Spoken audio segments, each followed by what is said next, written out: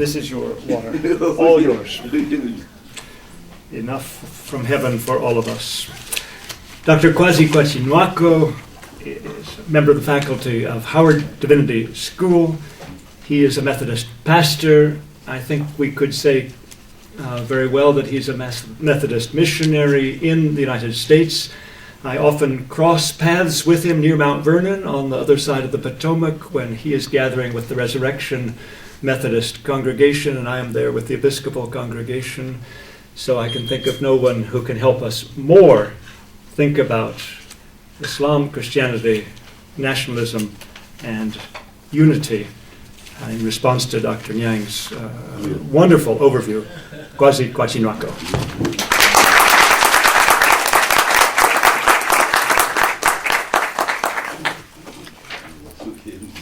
Thank you, Dr. Jones, for your warm words, and thanks to Dr. Nyang for his presentation. A wonderful overview of post-colonial nationalism in Africa and its impact on interfaith dialogue, a Christian view. I think we'll have to say upfront that my Christianity is a borrowed concept.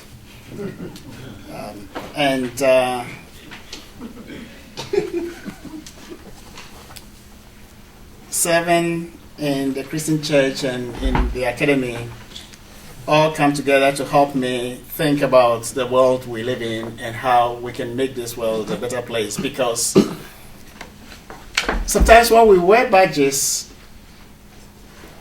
we are influenced by the badges we wear instead of we making the badges do what is right for us. And looking at what Professor Nyang has shared with us, it seems to me that African nationalism is still an ongoing process. Decolonization has taken a new form in Africa, and it will be helpful for us to ask ourselves the simple question: what has necessitated this situation whereby Africans are always fighting for something, and I might add, people of African descent, always fighting for what everybody gets it for free? I think the whole notion of nations in Africa is an artificial construct. So nationalism that Africans are pursuing is an interesting phenomenon that we need to delve deeper into to try to find out whether there is any cause to what is happening. People have created a construct and people are trying to make it work. And if we see what is going on, the leaders that Professor Nyang alluded to were all trying their best. But what happened? Africa is still in turmoil. And so if we look at the continent, especially when we come to the area of Christianity, we see the work of Christian missionaries who came into the continent from different countries and did not practice the things that they held in their own countries in Africa. The lives that the missionaries enjoyed in their country were not the lives they allowed the Africans to enjoy when they were with them. They built their churches and their personages at the outskirts of the community and left the people in the community wherever they were living. So right there, they began to show the people the differences in the God that they were presenting.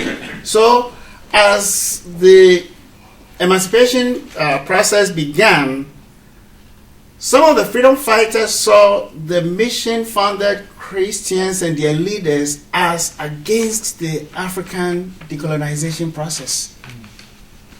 Regardless of the institutions that Christians helped found and train people, they were not seen as part and parcel of the culture of the people because they were driven apart from what the people were really interested in.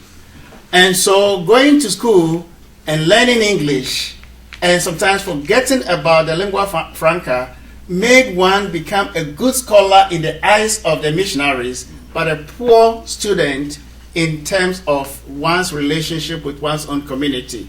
And I think looking at this strand, we can now make sense of the emerging African Christianities, which include the so-called Pentecostals and the Charismatics and you name it. What is going on? It seems to me we need to come to grips with the fact that even though Africans profess to be Christians, Philip Jenkins has written wonderfully about Africans and Christianity and how the continent is going to be the new bastion of Christianity. But if Christianity is that strong and vibrant, why is African people struggling so very hard today? The religion that teaches love, compassion, the religion that teaches fraternity, the religion that talks about sacrifice, because the cross of Christ is the embodiment of the faith. I think I'm raising all these issues for us to think about the Christianity that we have, read about and visited churches in Africa, to help us grapple with issues. Because sometimes we get comfortable over what we hear from the media and we are at a loss as to what is going on. And we need to go back and look beyond what we are seeing and ask ourselves the questions that if these are the issues going on, at least we could see something better. But we are not. So what is going on? We've talked a lot about colonialism and its impact, and we can spend a whole lot of time talking about colonialism, but I think it is fair to say that its impact on the African has really affected the way the African sees him or herself. And as we talk about African Christianity in this era and the striving on the part of the Africans to emancipate themselves, and we are patterning governance along the American example, where are we going? So we see that on the continent, as Professor Nyan said, people have lived together regardless of faith. Muslims and traditionalists lived long before the advent of Western Christians in sub-Saharan Africa. They coexisted without much difficulties. Why is it that now there is conflict in Nigeria with regards to Boko Haram? Why is Al-Shabaab all over Eastern Africa and splintered groups of fundamentalists? I think we need to look at the causes of these fervors that are taking place across the globe. And part of it is the U.S. foreign policy. That's right. That's right. It is so foreign that each person that it impacts cannot really stand on his or her feet. That's right. All the good things that are good for Americans may not be good for the African. And that is the seedbed of all these fervors going on. He alluded to what went on in Afghanistan. Who raised Osama bin Laden? So if we are to talk about the nationalist struggles among Africans today, as Christians, Muslims, and traditionalists, sit at table to talk, I think we also need to think about our contribution to the confusion from this part of the world.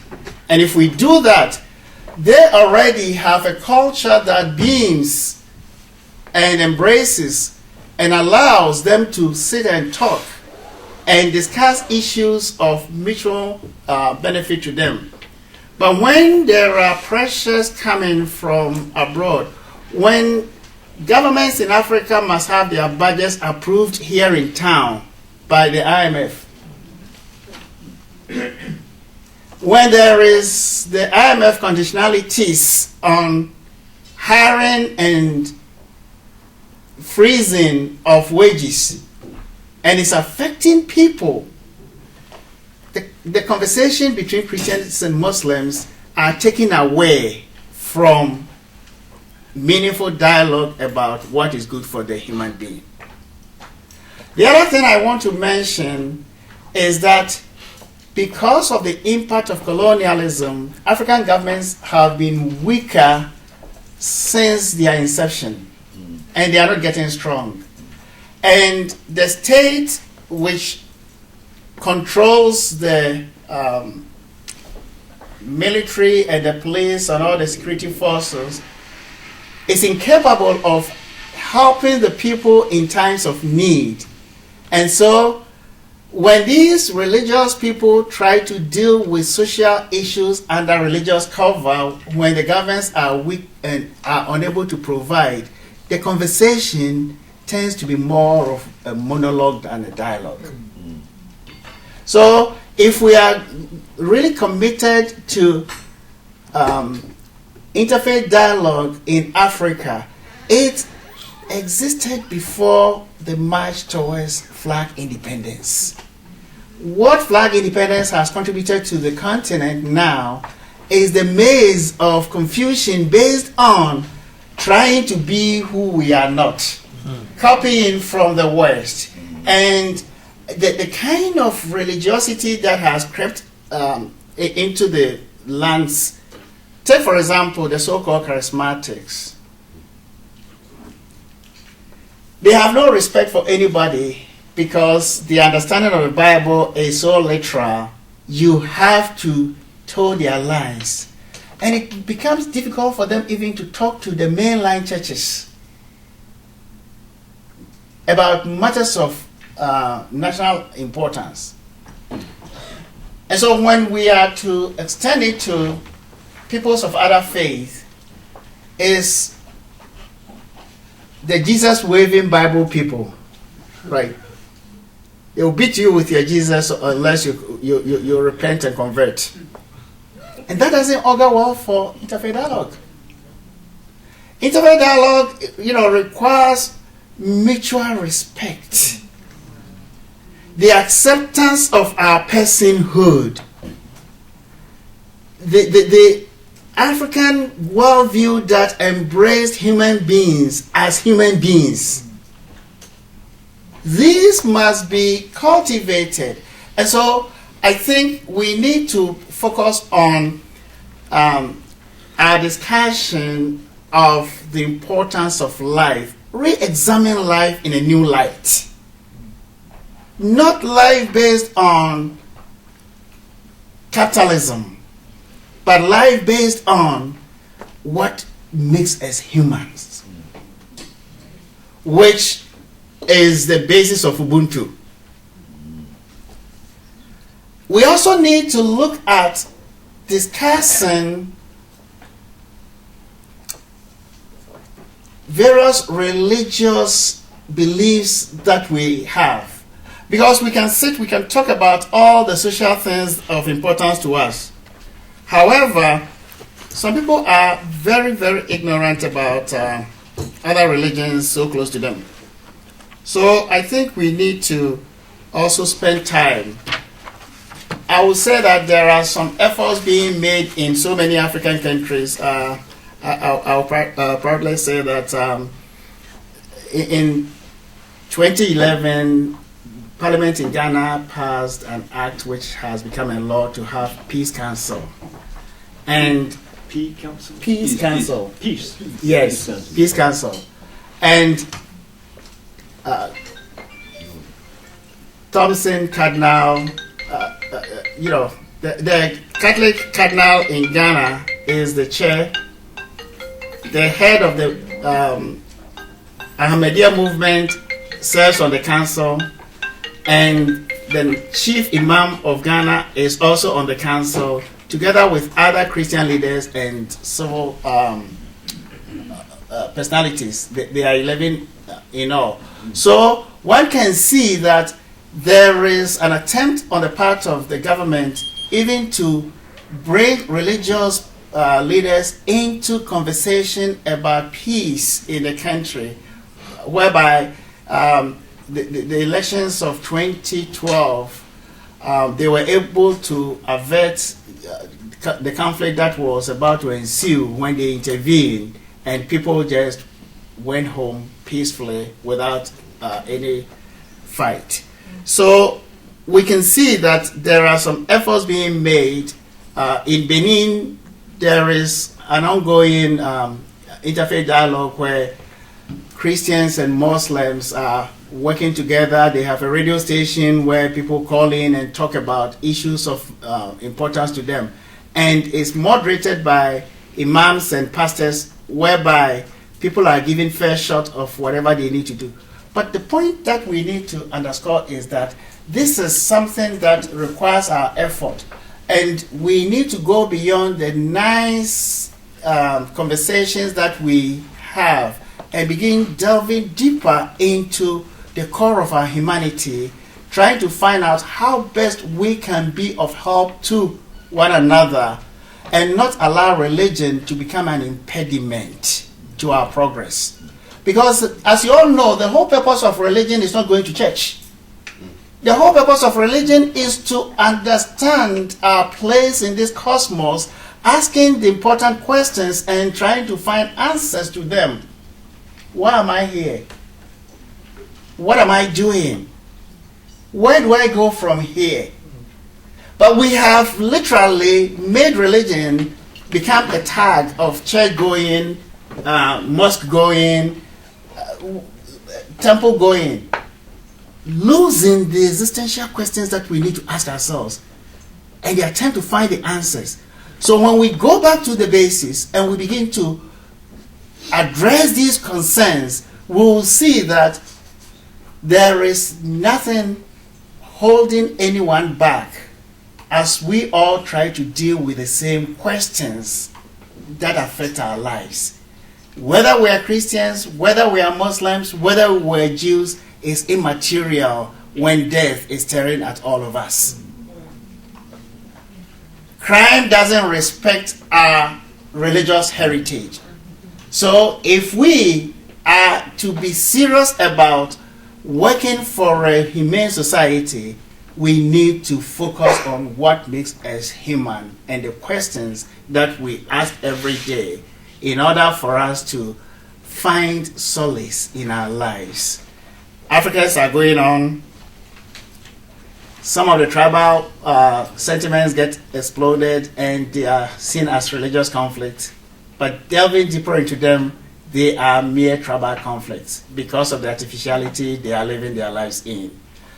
I'm not here to hold brief for them. They should know better that might doesn't make right. And as in the past, people sat and deliberated and had the idea that we are going to ask grandma, and grandma always gave the right response to their questions, and they came with a wise settlement. We need to take up our old conflict resolution methods in the continent and begin to dialogue among ourselves in ways that will enhance the future of the continent, because the way we are going, things look bleak. Thank you.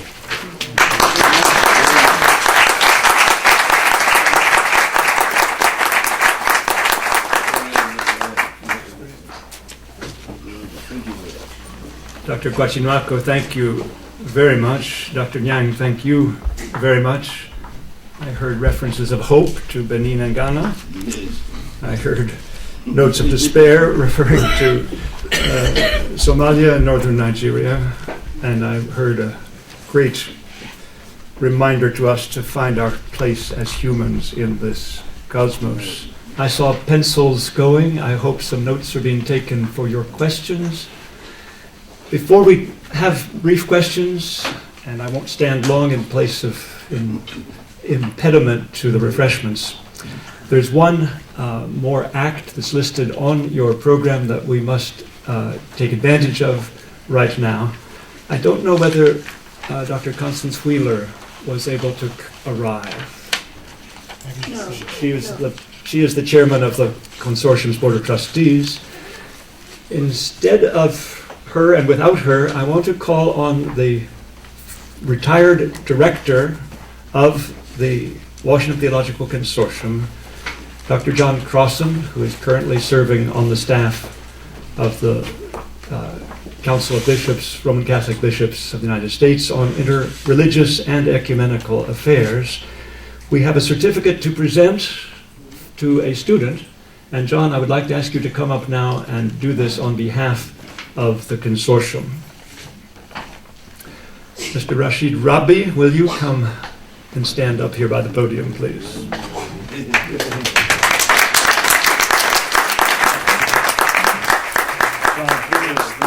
Certificate, but say anything else that you wish to say first. Rashid, stand and face the people. Oh, over here. Good, good. Over here. So your picture can be taken from many angles. Yeah, good. Well, I want to wish you congratulations and best wishes. Of course, this certificate, designed many years ago by people in this room, and others who are no longer with us, certainly inspired by Dr. Dahaha and his work, which we also are remembering this evening. This certificate is really a beginning, because you are a knowledgeable person. The world is in need of peace, harmony, deep understanding, as our speakers have shared with us, and you have begun on that journey. It's very important to build bridges rather than walls. So we congratulate you on your studies. It takes a lot of discipline as a student to do this work in addition to everything else. We congratulate you and we urge you forward. You have a lot to offer all of us and the world around us. So congratulations.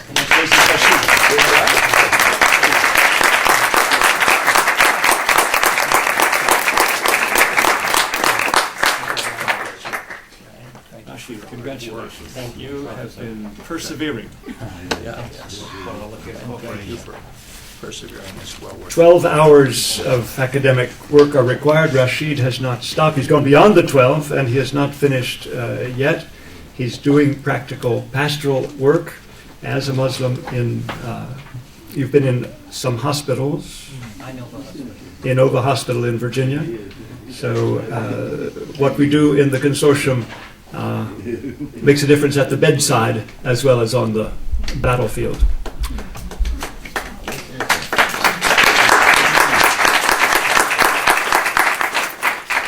A repast has been prepared, and it would be foolish of me to stand in the way of hungry people, but I did see pencils going. I'd like to invite a few questions while we have this pair of exponents of Christian faith, African life, American sociology in front of us. And so if your pencil has stopped and the words are in your mouth ready to be formed, I invite questions from around the U-shaped table. For Dr. Nyang, for Dr. Kwashinuako, maybe for Dr. Pollard too, because he sits at the fulcrum. Please. Hi, good evening. Come up here and ask your question so everyone hears. It'd be better. You'll be part of history if you stand here. No, I don't want to be on the camera. Stand here. Microphone. Otherwise the microphone won't pick you up. My name is Julius Johnson, and I am very honored to be here this evening. I did not know my former professor, Dr. Inyako, would be on the panel. I came with my current professor, Dr. Suleiman Yang, and I see my other professors here, including Dr. David, where I learned systematic theology at the Divinity School.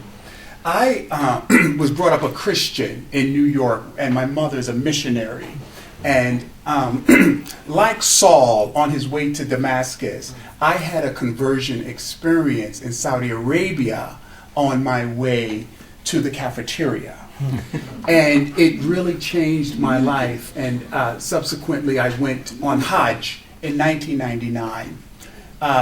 And my question really was stirred by both of the professors, but in particular, the way in which, Dr. Nyako, you started indicating that you have borrowed your Christianity.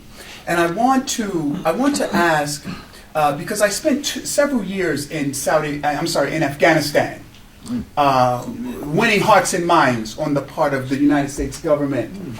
And this really, to me, seems to be, in a sense, what we're talking about in the Abrahamic tradition, winning the hearts and minds, if you will, of Africans in this particular case, Dr. Nyako, and you talk about borrowing your Christianity.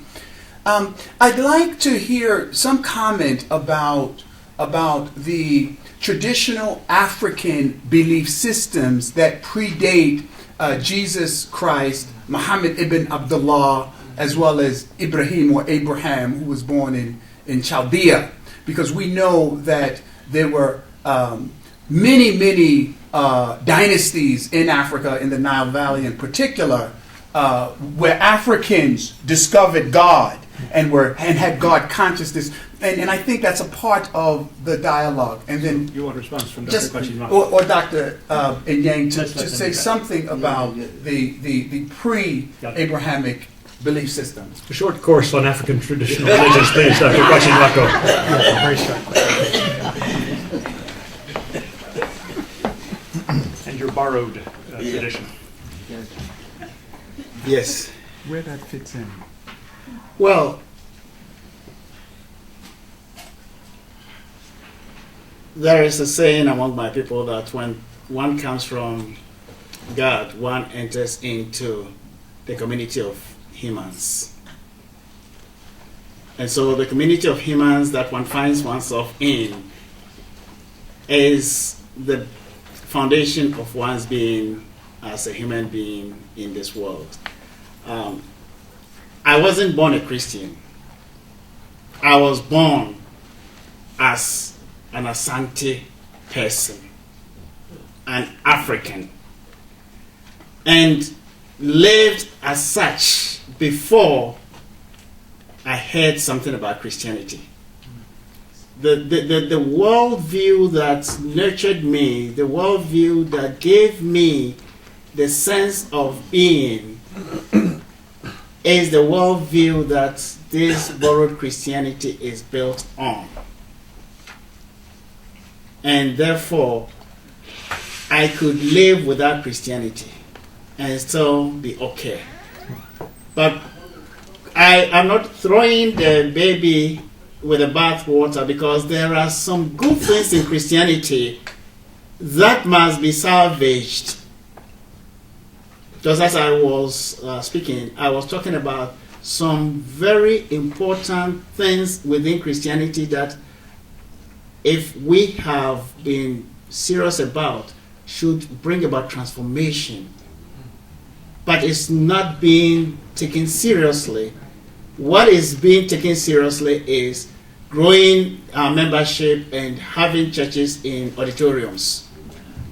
That is part of the problem. So that is what I was talking about.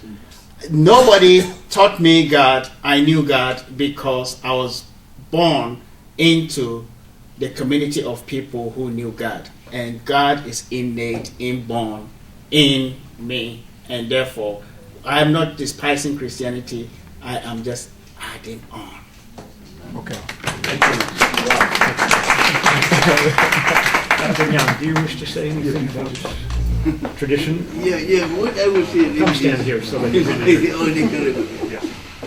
Yeah. I think, my friend, you say, I think we are on the same... you see, the problem facing our intellectuals from Africa, really, with regard to Islam, Christianity, Judaism, you see, the revisitation of African thought before Abraham, you see, because Europeans, Asians, and all of us who are Jews, Christian, Muslims, the Abrahamics, are very much affected by this narrative. The big issue facing all the intellectuals now, black intellectuals in Africa especially, and even African American, Caribbean, is how do you really go back to your pre-Judaic, pre-Islamic, pre-Christian background. That happened in Europe. The Europeans had the same problem, but they never went back to their pre-Christian narrative. And that's why the Europeans, they hold on. The Europeans are in the same boat as the Africans, by the way. They never went back to their, they used to say Judea, Rome, and Greece. That's what they used to say, the three, for the Europeans. The same thing happened to the black people. The blacks, when they became Jewish, Christians, and Muslims, the Abrahamic narrative became dominant. That's why the Arab influence, that's why Kwame Nkrumah, when he came with consensusism, he tried to talk about that the Ghanaian, the Africans, should learn to deal with traditional Africa, they have to deal with Arabo-Islamic, then they have to do Euro-Western. These three narratives become dominant. The problem we face, and what he's saying, he's very honest. I mean, most Africans who are honest, who are Muslims, there was no Islam with them. Right. They had their own religions. They're just like the Europeans before they discovered Christianity. You see, they had their own religions. And you can look at the days of the week for the Westerners. That take them to pre-Christian narratives. You see, Thursday, Wednesday, these are all Teutonic names.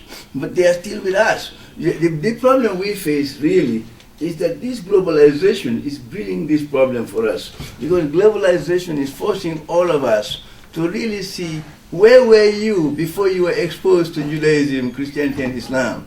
For the African people, what he is saying, no, you can still enjoy Christianity, you can still enjoy Judaism and Islam.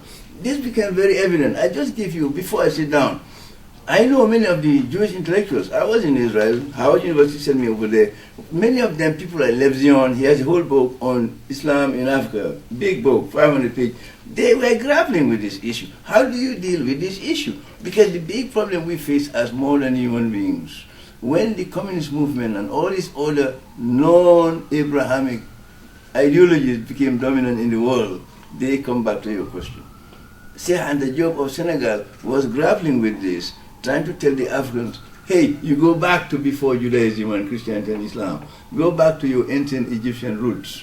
But unfortunately for all of us, I myself, I wrote with another fellow who is now at Harvard. He's a Nigerian. Both of us, we wrote about John Beatty. You may know him, you may not know Beatty. But he tried to grapple with this issue. When we wrote about Beatty, you see, we grappled with this African religions before Christianity and Islam. And yeah, that's it. African religions and philosophy. That's our problem we face.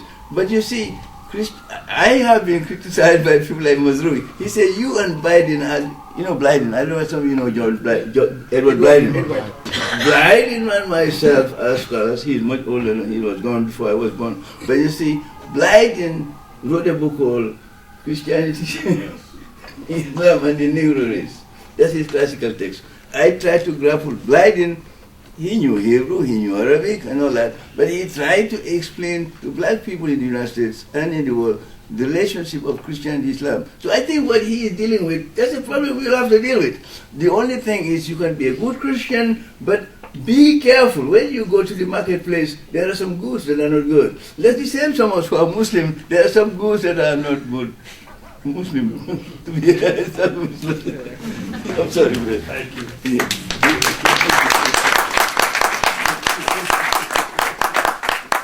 You have been sitting for a very long time. I think we could take one question more from around the table. And I see a hand in the back. Please. Yes, stand, please. Good evening. The discussion is very interesting and making reference to my professor. I want to invite you to come up because I think your voice won't be heard. Come forward. Do you want to see?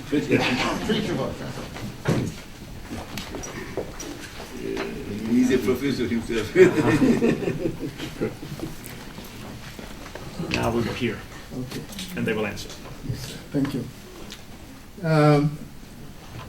Making reference to Professor Yang, you have written a lot on Islam, particularly your book, Islam, Christianity, and African Religion, which talk about the three religions. And I personally, from my own personal experience, born as a Yoruba man,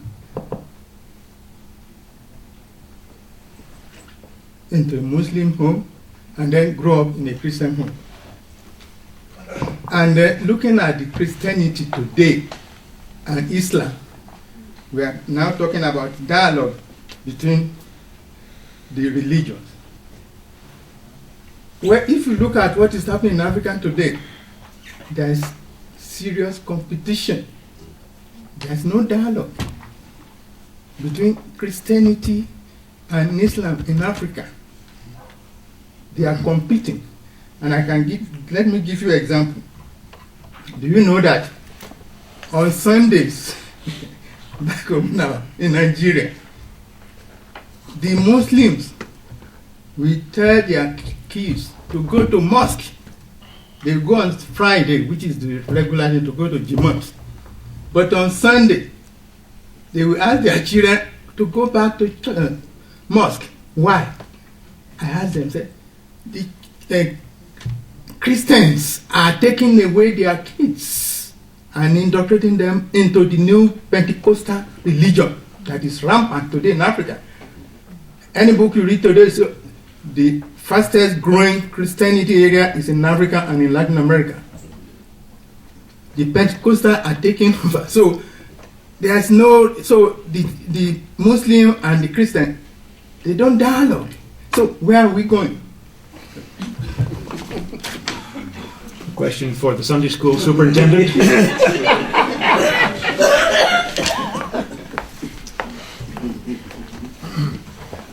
Prof, truth be told that both Christianity and Islam are proselytizing religions. And any proselytizing religion is interested in getting members. And what you are describing is very much on target. I said in my brief remarks that there is monologue, not dialogue. And part of it is what you came to draw attention to. And so what I think is going on right now is part of the economic challenges people are facing, which is fueling the surge in religious entrepreneurs in Africa, across the continent. So when the Holy Spirit, in quotes, is at work in these people, they will try to convince the Muslim children to become Christians. But on the other hand, the Muslims are also making efforts to get the Christian kids to become Muslims. It's two-way traffic across the continent.